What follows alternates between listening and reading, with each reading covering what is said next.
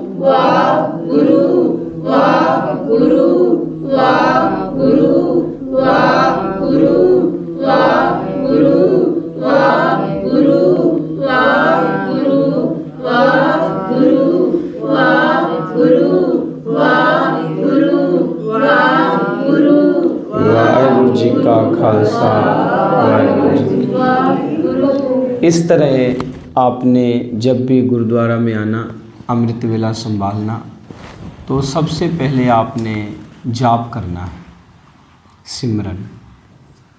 क्या करना है हमने? सिमरन करना। तो सिमरन से कृपा होगी। अभी आपको पता है, जैसे आप मंदिरों में जाते हैं, वहाँ पर टल लगा होता है, क्या बोलते हैं उसको? जो खड़काते, क्या बोलते हैं उसको? घंटा। और आपको पता है, जब मंदिर में हम प्रवेश करने लगते हैं तो घंटा क्यों बजाते हैं?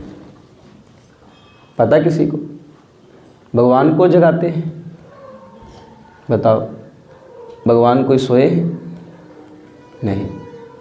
ये घंटा हम इसलिए बजाते हैं कि हमारा मन सुचेत हो जाए, जाग जाए कि हम भगवान के घर चले, गुरु के घर में आए, हम मंदिर में आए, इसलिए हम घंटा बजाते हैं।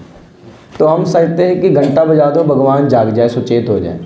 भगवान थोड़ी अचेत है, भगवान कोई सोए थोड़ा है। सतगुरु जागता है देव।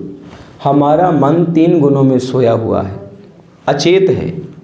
तो हम जब घंटा बजाते हैं ना, घंटा इसलिए दर पर रखा होता है कि हम सुचेत हो जाएं कि हम भगवान के घर में। तो इसलिए गुरुजी ने हमें ये जो बख्शिश की, तो हम सब ने भगवान के घर में जब आना है, रिस्पेक्ट से आना है, ठीक है जी। तो यहाँ आकर सिमरन करना है। तो एक बार और, हम जब गुरुद्वारे में जाते हैं, अपना सिर क्यों ढकते हैं? पहले तो मंदिरों में भी ढका जाता, अब तो बिल्कुल खुलेआम हो गया, कोई नहीं ढकता वहाँ पर। क्यों ढकते हैं? ये रिस्पेक्ट होती है बड़ों की। पहले लोग, बहुएं होती थी ना, जो जब बच्ची होती थी, अपने ससुर के पास वो सिर ढक कर जाती थी, उनके पाँव छूती थी, रिस्पेक्ट। दूसरी बात ये, हमारे परमात्मा यहाँ पर रहते हैं, इसलिए हम सिर ढकते हैं, ठीक है। और आपने सुचेत रहना, जब भी आप गुरुद्वारे में जाओ, मंदिर में जाओ, अपना सिर ढक कर जाओ। ये सबसे बड़ी रिस्पेक्ट होती है। तो क्या होगा? जिसके सिर ऊपर तू स्वामी, सो दुख कैसा पावे। बोल न जाने माया मद माता, मरना जीतना।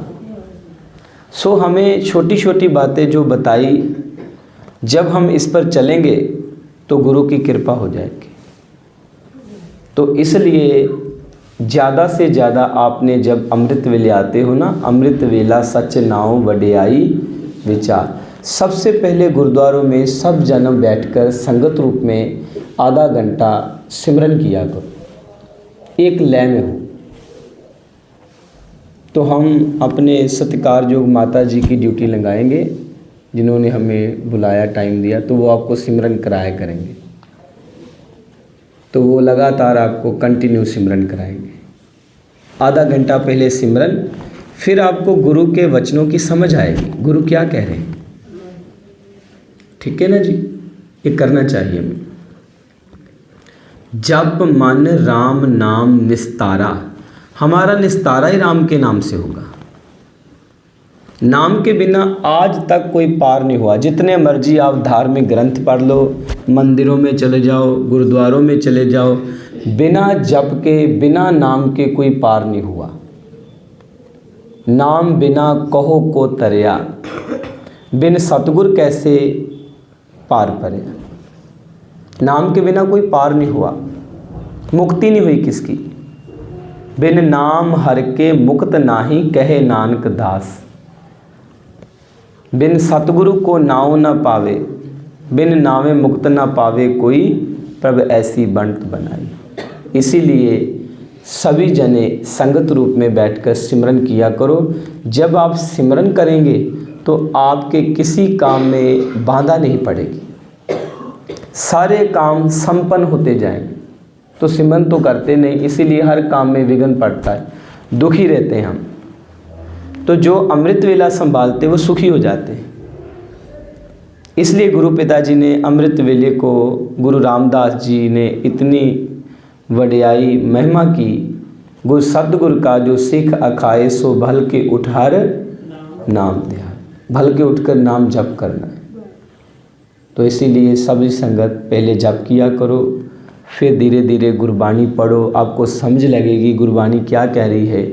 प्रभु के सिमरन ज्ञान ध्यान तत् बुद्ध, प्रभु के सिमरन से ही ज्ञान और ध्यान की अवस्था और तत् बुद्धि हो जाती है, हमारी विवेक बुद्ध हो जाती है, विवेक ज्ञान आ जाता है प्रभु के सिमरन से।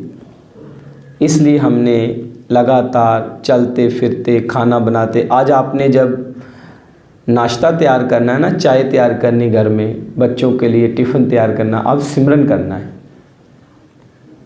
आंखें खोलकर समदृष्ट करना है। कैसे करना है बताओ? वाह गुरु, वाह गुरु, वाह गुरु, वाह गुरु, वाह गुरु, वाह गुरु, ऐसे करना है। तो आपका जो भोजन होगा ना, वो अमृत बन जाएगा। तो जो वो अमृत खाएगा उसके मन को, बच्चों के मन को भी शांति मिलेगी। आपके बच्चे भी फिर इस मार्ग पर चलेंगे, तो जीवन सरल हो जाएगा, जीवन सुखी हो जाएगा। ठीक है जी। सो सभी संगत का बहुत धन्यवाद। इतने विचार करते हुए कोई ऐसा शब्द बोला गया हो, संगत और गुरु साहिब बख्शिन योग है, बख्श देना जी। सभी संगत का धन्यवाद, गुरु ग्रंथ साहिब पिताजी का धन्यवाद। और फिर हम ऐसे ही लगातार गुरु की कृपा से आपके दर्शन करेंगे। वाहे गुरु जी का खालसा, वाहे गुरु जी की फतेह।